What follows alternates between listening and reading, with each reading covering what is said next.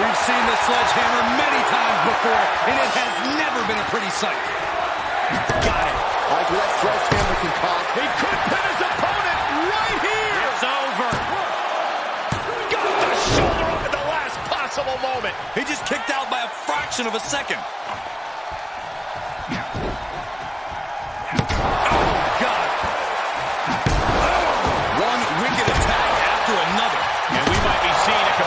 Crumbling before our very eyes.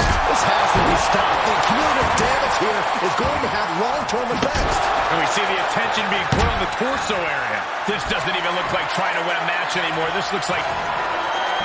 John Cena. Oh, Cena can end it there.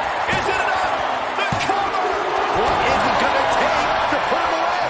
And Cena looks a little surprised. He's not used to being on this side of a kick out. The C Nation is